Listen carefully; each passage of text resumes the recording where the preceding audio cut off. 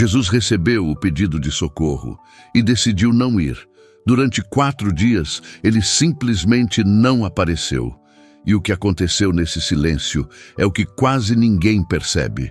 Imagine a casa de Lázaro em Betânia nos instantes após o seu último suspiro. O ar está pesado.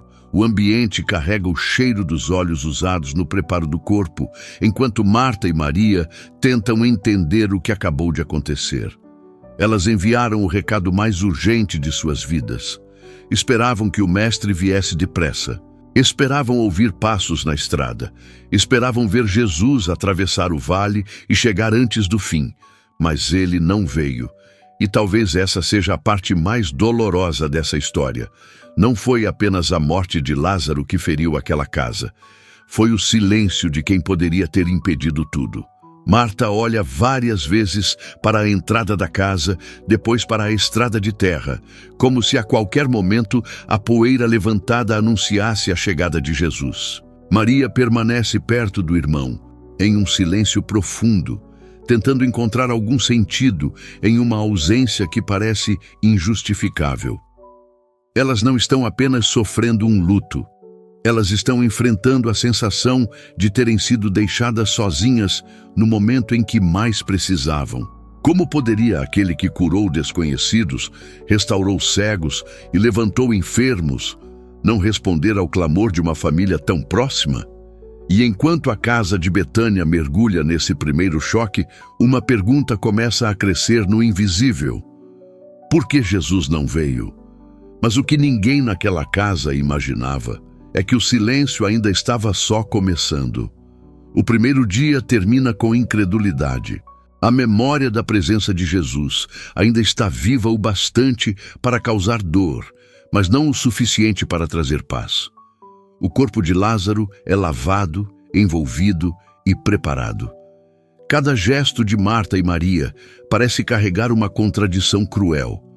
Elas tocam o corpo como quem se despede, mas uma parte delas ainda espera que alguma coisa aconteça antes que tudo seja selado. Só que as horas passam e Jesus continua ausente. No segundo dia, a esperança começa a mudar de forma. Já não é mais uma expectativa viva. Agora ela se mistura com frustração, cansaço e amargura. Os vizinhos e amigos da aldeia começam a chegar. A casa se enche de vozes, lamentos e condolências. O costume da época traz movimento ao ambiente, mas por dentro tudo está cada vez mais vazio. Marta continua tentando sustentar as aparências, recebe as pessoas, organiza o que pode, responde o que consegue. Maria, porém, vai se recolhendo, fica mais calada, mais distante, como se a dor tivesse atravessado uma camada mais profunda. E esse é o ponto que quase ninguém percebe. A demora de Jesus não foi um esquecimento. Mesmo sabendo da gravidade da situação, ele permaneceu onde estava por mais 2 dias.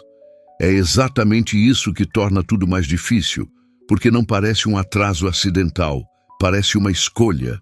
E talvez você já tenha sentido algo parecido quando Deus parecia tão presente em outros momentos, mas agora não responde mais. No segundo dia, a pergunta já não é apenas quando ele virá, a pergunta agora é outra. Será que ele realmente se importava? No terceiro dia, a realidade da morte se torna impossível de suavizar. O calor de Betânia, o ambiente seco, o sepulcro fechado, tudo começa a confirmar aquilo que ninguém queria aceitar. A morte já não é apenas uma notícia, ela agora é uma presença. E quando o cheiro da morte começa a se espalhar, a esperança parece perder sua última força. Porque quando a morte começa a ter cheiro, o milagre já parece tarde demais. Marta, que no início ainda carregava alguma expectativa, agora se vê diante de algo que parece definitivo. Maria afunda ainda mais no silêncio. A casa continua cheia de gente, mas por dentro tudo já começa a assumir o formato da perda irreversível. Esse é o momento em que não é apenas Lázaro que parece estar sendo enterrado, A fé delas também começa a descer junto para o sepulcro. As pessoas da aldeia já não olham mais para a estrada. Ninguém mais espera ver Jesus surgindo ao longe. O que no primeiro dia era expectativa, no segundo virou dúvida, e no terceiro já parece abandono. E aqui está uma camada profunda dessa história. A dor delas não é apenas emocional, ela também é espiritual. Porque quando alguém crê, serve, confia, existe dentro do coração humano a expectativa silenciosa de que Deus virá antes do pior acontecer. E quando isso não acontece, a alma não sofre só pela perda, sofre também pela desilusão. No terceiro dia, o silêncio já não é uma pausa, ele parece uma sentença. Então chega o quarto dia. O sepulcro está selado. E quando a pedra fecha, não é só o túmulo que se fecha, é a última esperança. Na mentalidade da época, depois de 3 dias já não havia mais nada a esperar. A morte era vista como absoluta.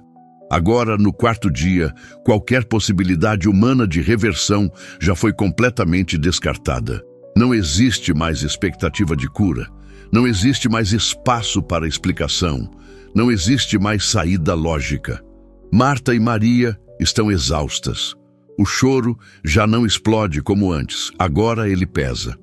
O luto deixou de ser um choque e virou um estado contínuo. A aldeia começa a perder o interesse inicial, e o assunto que passa a circular entre as pessoas já não é apenas a morte de Lázaro, é a ausência de Jesus. Por que ele não veio? Por que permitiu que isso acontecesse? Porque deixou essa família atravessar tamanha dor sozinha. E é justamente aqui que a narrativa chega ao seu ponto mais misterioso. Porque Jesus não estava indiferente, não estava distraído, não estava parado. Ele estava permitindo que tudo chegasse ao limite absoluto do impossível. Se tivesse chegado antes, teria sido uma cura. Se tivesse vindo no início, talvez ainda houvesse explicação. Mas no quarto dia, toda a lógica humana já estava esgotada. O que aconteceu na casa de Lázaro durante esses 4 dias foi a construção de um cenário onde não restaria nenhuma dúvida sobre quem tem autoridade sobre a vida e a morte.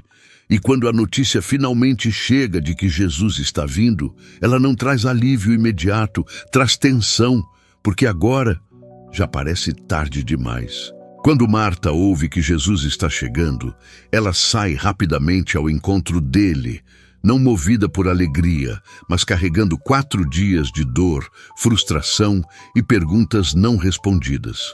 E quando finalmente fica diante dele, suas palavras revelam tudo o que aquele silêncio produziu dentro dela. Senhor, se tu estivesses aqui, meu irmão não teria morrido. Essa frase não fala só sobre Lázaro, ela fala sobre ausência, sobre demora, sobre a dor de quem acreditou que Deus viria e não veio no tempo esperado. Mas Jesus não responde com uma explicação sobre o atraso, ele não tenta justificar o silêncio. Em vez disso, ele faz uma declaração que muda completamente o centro da história. Eu sou a ressurreição e a vida. Nesse instante tudo muda, porque a história deixa de ser sobre 4 dias de atraso e passa a ser sobre uma revelação que só poderia ser compreendida depois desses 4 dias. O que parecia abandono era, na verdade, preparação. O que parecia ausência era, na verdade, construção. O que parecia silêncio estava formando o cenário da manifestação. Enquanto Betânia afundava na dor, Jesus já sabia exatamente o que estava fazendo. Sua ausência não era desconhecimento, era decisão. Tudo precisava chegar a esse ponto, ao lugar onde a esperança humana morre, ao momento em que ninguém mais consegue explicar, ao estágio em que só o impossível pode responder. Porque só quando tudo termina para os homens é que certas revelações de Deus começam. Jesus se aproxima do sepulcro e naquele momento tudo já parece encerrado na mente de quem está ali. A pedra está no lugar, o corpo já está em decomposição, a dor já se instalou e ninguém mais espera nada. Naquele momento, ninguém acreditava mais, nem Marta, nem Maria, nem quem estava ali. Então Jesus dá uma ordem que parece absurda: removam a pedra. Marta hesita, não necessariamente por falta de fé, mas porque a realidade já parecia definitiva demais para ser confrontada. E talvez esse seja um dos pontos mais profundos dessa passagem. Às vezes, o problema não é acreditar em Deus, o problema é acreditar que ainda existe algo a ser feito quando tudo já parece encerrado. Mas a pedra é removida. E quando isso acontece, o impossível deixa de ser apenas uma ideia distante. O cenário está pronto, a morte foi exposta, o limite humano foi alcançado. Não existe mais alternativa, não existe mais explicação, não existe mais recurso. Só resta uma possibilidade: a palavra de Cristo. Então, no silêncio absoluto, Jesus chama: Lázaro, venha para fora. E o que estava morto responde. O homem que estava sepultado sai. O impossível acontece diante de todos. E, de repente, os 4 dias de silêncio deixam de parecer abandono e revelam seu verdadeiro propósito. Porque, no fim, Jesus não chegou atrasado. Ele chegou no momento em que ninguém poderia confundir o que estava prestes a acontecer. Porque o silêncio de Deus nunca foi ausência, sempre foi preparação. Se essa mensagem fez sentido para você, se inscreve no canal. Porque aqui a gente revela aquilo que quase ninguém percebe nas Escrituras.